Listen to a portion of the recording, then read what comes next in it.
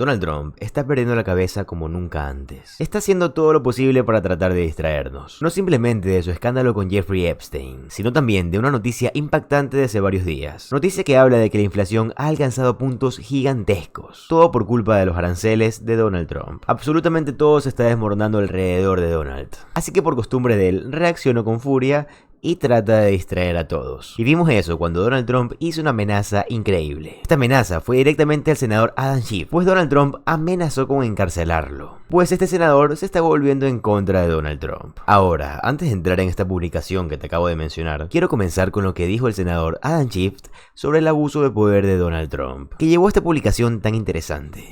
Senator Adam Schiff, Democrat of California, is on the Judiciary Committee as a House member. He was lead impeachment manager in Trump's first impeachment trial. He joins me now. Senator, it was a little unclear when this was first reported if this was true or not. I guess it's subsequently been confirmed. Oh, it's a serious thing to open a criminal investigation. What's your response to this? Well, sadly, I think we're going to see a lot more of this. We're going to see the leaking, the announcement of criminal investigations against the president's perceived political enemies. Here, the president has always tried to contest the conclusion of the intelligence community back in 2016 that Russia was affirmatively trying to harm the Clinton campaign and by doing so help the Trump campaign. He obviously hates that conclusion, but it was a pretty consensus conclusion of the intelligence community. After all, the Russians were hacking Hillary's emails and leaking them. They were pushing out social media content harmful to Hillary Clinton, as well as stuff that was just plain divisive on the issue of immigration, guns, and other things. But he's trying to contest that Russia helped his campaign by hurting Hillary Clinton, and he is also trying to go after his enemies. So I think, as Brennan was alluding, it doesn't really matter whether they're serious about this investigation. All that matters is they can announce it. They can placate the MAGA base by doing so.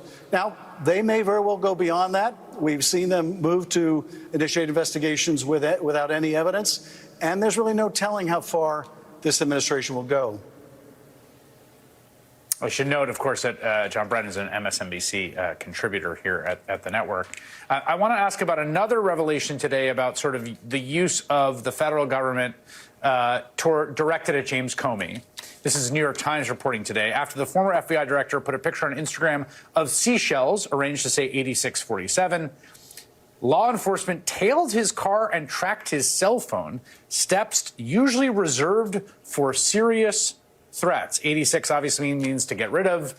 They made a big to-do about it as if he was calling for the president to be killed, which I think is implausible and somewhat absurd.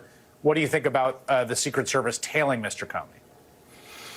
Well, it shows the lengths that they're going to go to, once again, to go after the political enemies of the president. And here, you know, we have this, I think, really nefarious combination of the Justice Department with its weaponization working group to weaponize that department against enemies of the president. We have the FBI under Kash Patel more than willing to use extreme measures that are reported here against James Comey. And with respect to what you asked me about just a moment ago, you have Ratcliffe, the head of the CIA, willing to politicize his office to push out discredited kind of claims as a way of doing the president's bidding. And the problem is we can't now rely on what the leaders of the intelligence community have to say. Tulsi Gabbard's staff was already involved in trying to push the intelligence community to amend its reporting on Nicaragua because it would embarrass the president or interfere with his immigration policy. And if you can't now trust the leaders of the intelligence community, you certainly can't trust Kash Patel at the FBI or the likes of Ed Martin or Pam Bondi at the Justice Department, then how much confidence can Americans have in the rule of law or in our intelligence agency's ability to focus on the job they should have, which is keeping us safe? Creo que es importante analizar y resaltar la manera en la que Donald Trump está usando el Departamento de Justicia de Estados Unidos, o como también lo pueden conocer como el DOJ, solo porque hizo una campaña presidencial casi exclusivamente hablando de que el Departamento de Justicia estaba siendo utilizada como un tipo de arma en contra de él, sino también para dejar lo más claro posible su vínculo con Pam Bondi, como una extensión directa de este abuso. Y de hecho, los seguidores de MAGA están muy enojados con Pam Bondi, aunque realmente deberían estar molestos con Donald Trump, y todo por encubrir la lista de Epstein. Y de hecho, esta lista de Epstein que tiene totalmente fuera de control a Donald Trump. Todo porque él intenta distraer a los demás. Y de hecho lo hizo con esta publicación de aquí. Miren por favor. Siempre sospeché que el tramposo de Adam Schiff era un estafador. Y ahora me entero que la División de Crímenes Financieros de Fannie Mae ha concluido que Adam Schiff ha estado involucrado en un patrón sostenido de posible fraude hipotecario. Adam Schiff dijo que su residencia principal estaba en Maryland para obtener una hipoteca más barata y estafar así a Estados Unidos, cuando en realidad debía vivir en California, porque era congresista por California. Siempre supe que Adam Schiff era un ladrón. El fraude comenzó con la refinanciación de su propiedad en Maryland el 6 de febrero de 2009 y continuó a través de múltiples transacciones hasta que la propiedad en Maryland fue correctamente designada como segunda vivienda el 13 de octubre del 2020. El fraude hipotecario es muy serio y el corrupto Adam Schiff, ahora senador, debe de ser llevado ante la justicia. ¿Qué tipo de publicación tan extensa, absurda y específica fue esta? Aunque bueno, yo no sé a qué tipo de acusación de fraude se refiere Donald Trump. Supongo que el senador tiene alguna otra propiedad donde trabaja cerca de Washington. Bueno, al igual que todos los demás miembros del Congreso, ellos también tienen que vivir ahí, así que no entiendo por qué Donald Trump está tan alterado. Pero tratar de acusar a Adam Schiff de un crimen de cuello blanco, cuando realmente toda la vida Donald Trump se ha basado en crímenes de cuello blanco, realmente es una locura y es totalmente hipócrita de su parte. Yo asumo que todo lo que dice Donald Trump es una mentira. Yo no sé primero por qué Donald Trump buscó específicamente esta información, ni por qué está tan enfocado en la hipoteca de Adam Schiff. Suena un poco extraño, ¿no lo creen? Pero de nuevo, esto es parte de su distracción. Pero como tal yo considero muy correcto cubrir este tipo de cosas que revelan qué clase de persona es Donald Trump. Como el hecho de que Donald Trump vive distrayendo a los demás para que no se den cuenta de las cosas más grandes que está arruinando. Grandes ejemplos de esto es que quiere distraerte para que no te enteres del caso de Epstein, quiere distraerte para que no sepas más o no preguntes más sobre su ley aprobada de presupuestos, misma ley para la que mintió diciendo que iba a haber recortes de impuestos para personas en propinas, o también recortes al pago de impuestos al seguro social. Él lo vociferó, pero nunca lo escribió. A menos que él lo deje claro, creo que sería una pérdida de tiempo por completo dedicar todo el día a los medios a hablar sobre el tema hipotecario del señor Adam Schiff. Corrijo, del senador Adam Schiff. Pero no, si señalas como lo estás haciendo ahora, y como todos deberían de hacer, esto es un intento de distraer de que Donald Trump realmente quiere abusar del poder. Quiere abusar de su cargo para tratar de evitar el enfoque. O bueno, cambiar el enfoque. Y creo que es parte de una narrativa mucho más amplia. Esto es importante en contexto, y los abusos de poder continúan a lo largo de la administración de Donald Trump. Y Rachel Maddow lo explicó de una forma muy clara y perfecta. Miren el clip, por favor. This weekend, the Miami Herald managed to get a list of prisoners who are already being held in this Everglades prison camp or who are slated for transfer into it. Of the number of people that they found on this list, the Herald found that a huge proportion of them have no criminal convictions at all or any pending charges in the United States. They keep saying it's the worst of the worst, but these are people with no criminal convictions and no pending charges.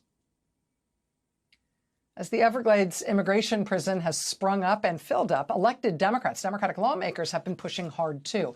They've tried to get inside to perform their oversight duties to see what the conditions inside are like so they can tell the country what's going on there. They're not letting this place become a secret black site. A week and a half ago, it was state-level lawmakers, Florida Democrats. They were turned away at the site, so they filed a lawsuit to be allowed to get in. Before their suit could play out in court, the state ultimately invited those lawmakers in. On Saturday, 5 members of Congress and around 20 state lawmakers, Democrats and Republicans, got what Democrats are calling a sanitized tour of the site. According to Florida Congressman Maxwell Frost, who was among the Democratic members of Congress to tour the facility, these legislators were not allowed to speak directly with any of the prisoners. They were not allowed to see the medical facilities on site. Even so, what they did see sounds difficult to forget. People are being held in cages. These cages hold 32 people per cage. There are 3 toilets in each cage for the group of 32 people, and their drinking water comes from the toilet. There's a little spigot on top of the toilet, and that's where they drink their water. It's Congressman Frost joins us now live. Sir, thank you very much for being with us tonight. It's a pleasure to have you here. Thanks for having me. Let's talk big picture here for a second. Why is it important to you that you get in there, for you as an elected official to see for yourself the conditions in there and for you to describe them to the public? Well, number one, it's important because I'm one of the only people that's able to go inside that facility, walk outside of it, and deliver the truth. say exactly what I saw and exactly what's going on. You know, when I went in and we were standing at that door, looking at the cages, looking at the hundreds of men in there, I saw myself in those cages.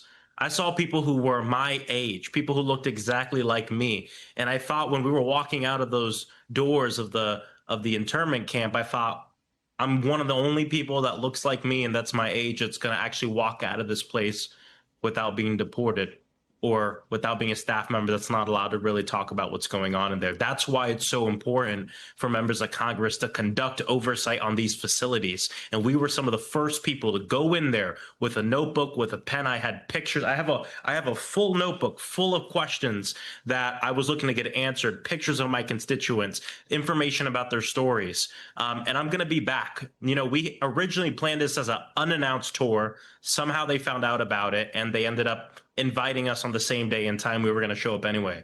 But we got to be clear. I don't need Ron DeSantis's permission. I don't need anybody's permission to pull up to an immigration detention center and do my job, which is to go in and conduct oversight and tell the public about what's going on. In terms of this facility, you use the term internment camp, and I saw your colleague, Debbie Wasserman Schultz, use that same phrase. Obviously, that's very evocative language with history in this country that is difficult for a lot of people. Talk about why you think that term is appropriate. I've been struggling with that myself just as a broadcaster in terms of how to talk about these things. I mean, in technical terms, if you've got a facility that's holding people indefinitely and there's no legal process to get in there and there's no legal process to get out, that is traditionally called a concentration camp or an internment camp. And I wonder about your specificity in using that language. Well, sure as hell, I'm not going to use what they're calling it. You know, what they're calling it is to make light of the situation. What they're calling it is to make it a giggle or something you can sell merch on. And so I encourage people, don't call it what they're calling it, you know, and everyone's using different language, different names. You know, I'm going with internment or even prison, detention center, because this isn't even a detention center, right? The thing people have to realize too is when an immigrant is being detained, they're being detained because they're going through the legal process of deportation. They have not been convicted of a crime. They're not serving a sentence for a crime. And so they should not be treated in this way. And to be honest, even if you're treated as even if you've been convicted of a crime in this country, you shouldn't be treated this way. Esta es una violación de derechos humanos que estamos viendo en Florida. Es una vergüenza, no cumple absolutamente con ningún propósito. Y ese es precisamente el punto para Donald Trump. Es la intimidación por encima de todo. Y de verdad, como ciudadanos deberían de denunciar eso. Y créeme que dentro de este programa lo vamos a hacer. Pero bueno, para mí lo más importante es saber tu opinión al respecto y me encantaría que lo digas en los comentarios. Quisiera hacerte una pregunta que ya hice en mi video anterior, pero por si acaso te lo vuelvo a hacer. ¿Qué opinas de ver el set tan claro? Por lo general dejo todo apagado y queda oscuro, pero he recibido críticas sobre que tal vez tiene molestias a la vista. Así que me encantaría que me dejes en los comentarios qué opinas de este set y de lo que acabas de ver. Y está de más decirlo, pero si te gusta el contenido de política estadounidense y te gusta siempre estar informado, te va a encantar suscribirte al canal, ya que subo videos todos los días. Mi nombre es José Alvarado, soy economista y estoy comprometido a informarte diariamente. Nos vemos en el siguiente video. Adiós.